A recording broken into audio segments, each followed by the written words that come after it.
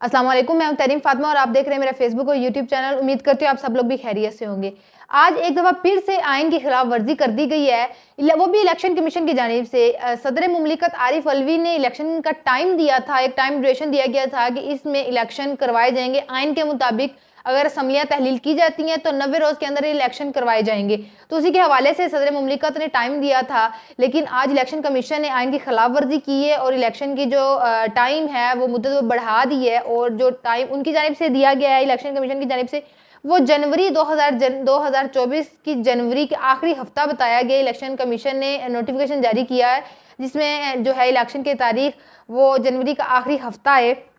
तो election commission की जानिब से जो तारीख दी गई है इलेक्शंस की, आम इंतखाबात की, उसमें पाकिस्तान के आइन की खिलाफ वर्जी की गई है। साफ साफ बात है, अगर 90 रोज़ के अंदर इलेक्शन करवाने की बात की गई है आइन में, तो 90 रोज़ से दिन मजीद ऊपर जाएंगे तो पाकिस्तान के आइन की खिलाफ वर्जी होगी। आइन के आर्टिकल 5/48 के मुताबिक भी यही है कि इलेक्शन की तारीख देने का हक सिर्फ सदर को होता है और सदर ही है वो इलेक्शन की तारीख दे सकते हैं। और हमारे सदर मुमलिकत आरिफ अलवी ने जब इलेक्शन की तारीख दी थी तो उस पर इलेक्शन कमीशन ने आज हामी नहीं भरी, लेकिन अपनी अलग से एक तारीख जो है उसका नोटिफिकेशन दे दिया है कि जनवरी के आखिरी हफ्ते में जो है वो इलेक्शन करवाए जाएंगे।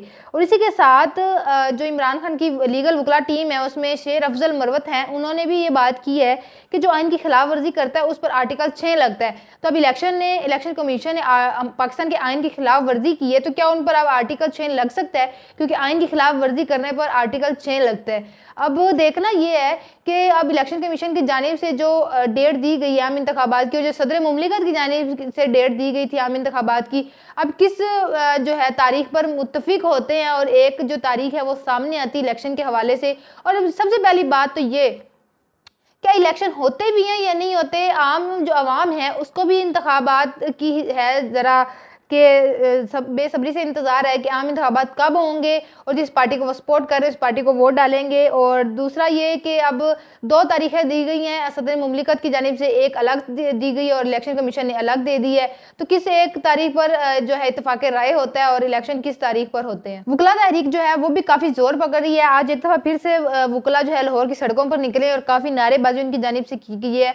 पहला जो उनकी जानिब से कहा गया है कि पहले तो जो इलेक्शन है इलेक्शन कमीशन वो टाइम पर करवाए। अगर आइन में 90 रोज़ की बात की गई है तो 90 रोज़ के अंदर अंदर इलेक्शन करवाने होंगे आइन के मुताबिक, लेकिन इलेक्शन कमीशन ने तो अपना एक अलग से तारीख दे दी है। और काफ़ी जो है हैवी नारे जो है वकला की जानिब से लगाए गए हैं, पाकिस्तान की बका, रूल ऑफ लॉ, इस तरह के पावरफुल नारे जो है वकला ने लगाए हैं। एक रियासत 2 दस्तूर नामंजूर, इस तरह के। अब मतलब कि काला कोट मैदान में आ चुका है और इलेक्शंस की तारीख, मतलब इलेक्शन कमीशन ने हामी भर ली है इलेक्शंस की, लेकिन तारीख ज़रा मुख्तलिफ है। और इस पर भी जो है वकला काफ़ी खुश हैं कि इलेक्शन कमीशन ने हामी तो भरी इलेक्शन करवाने की, लेकिन फिर भी कुछ पार्टियां हैं वो नाखुश नज़र आ रही हैं। जैसे कि पीपल्स पार्टी है, वो अभी नाखुश है इलेक्शन कमीशन की जानिब से जो तारीख दी गई इलेक्शन की। इमरान खान की लीगल वकला टीम में शेर अफजल मरवत साहब है, उन्होंने भी यही बोला है कि अब आवाम पहचानती है कि उन्होंने किनको वोट देना और असल हकदार कौन है उनके वोट का। तो अब काला कोट मैदान में आ चुका है और कानून के साथ ही मुकाबला है। और अब देखना ये है कि किस हद तक पाकिस्तान के आइन की पासदारी की जाती है और जो हुकूमत है और इलेक्शन कमीशन है और जो दीगर हैं वो कितना पाकिस्तान के आइन पर अमल दरामद करते हैं।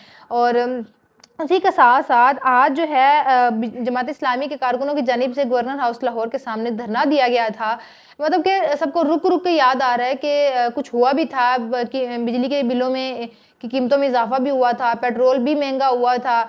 तो आज उनकी जानिब से एहतजाज किया गया, धरना दिया गया है। जो ज़ालिमाना कीमतों में इजाफा किया जा रहा है बिलों में भी और पेट्रोल की कीमतों में और दीगर जो अशियाँ हैं उनमें इजाफा देखने को आ रहा है। मतलब आम आदमी की पहुंच से तो ये सब कुछ बाहर हो चुका है अब। तो आज उनकी जानिब से धरना दिया गया था गवर्नर हाउस लाहौर के बाहर। तो आहिस्ता आहिस्ता जो सारी पार्टियाँ हैं, PDM की हमायती जमातें हैं सारी 13 पार्टियां, उन सबको आहिस्ता आहिस्ता रियलाइज़ हो रहा है कि महंगाई है और आम आवाम की पहुंच से सब कुछ बाहर है। इस महंगाई ने गरीब आवाम की कमर तोड़ के रख दी है। अभी तो मजीद महंगाई होनी है। जैसे कहा जा रहा है कि नवाज शरीफ वतन वापस आएंगे तो उनके आने के बाद जो पेट्रोलियम मसनूआत की कीमतें वो मजीद 400 तक जाने का इम्कान है। पहले भी 330 रुपये के लगभग पेट्रोलियम मसनूआत की कीमतें हैं, तो मजीद 400 तक जाएगा पेट्रोल और भी मजीद महंगाई होगी। और एक अहम खबर मियाँ साहब की वापसी के हवाले से कि मियाँ साहब की वापसी, वतन वापसी के हवाले से जो उनकी तारीख थी वो चेंज होने का इम्कान है, तब्दील हो सकती है उनकी वतन वापसी की जो तारीख है, या उनका वतन वापस आने का जो प्लान है वो भी कैंसिल हो सकता है। तो ये कुछ अहम खबर थी उनकी वापसी के हवाले से। तो अब देखते हैं कि क्या वो वापस आते हैं या नहीं आते। अगर उनके वापस आने के बाद पेट्रोलियम मसनूआत की कीमतों में मजीद इजाफा है तो यही मशवरा है कि वो वतन वापस ना आए, क्योंकि नैब ने भी केस खोल दिए उनके सारे करप्शन के सारे। और अब देखते हैं, लेकिन अब देखते हैं कि 21 अक्टूबर आने वाला है तो वो वतन वापस आते हैं या नहीं आते। तो आप सभी हमें अपनी राय से ज़रूर आगाह कीजिएगा कि जो आज इलेक्शन कमीशन ने तारीख दी इलेक्शन के हवाले से जनवरी के आखिरी हफ्ते में, तो क्या इलेक्शन कमीशन ने आइन की खिलाफ वर्जी की है या नहीं की, और आपको जनवरी में इलेक्शन होते हुए नजर आ रहे हैं या नहीं आ रहे। इसी के साथ हमारे चैनल को भी ज़रूर सब्सक्राइब कर दीजिएगा। आज के वीलॉग में आपके लिए इतना ही। इंशाल्लाह आपसे मुलाकात होगी अगले वीलॉग में, तब तक के लिए इजाज़त दीजिए। अल्लाह हाफिज़।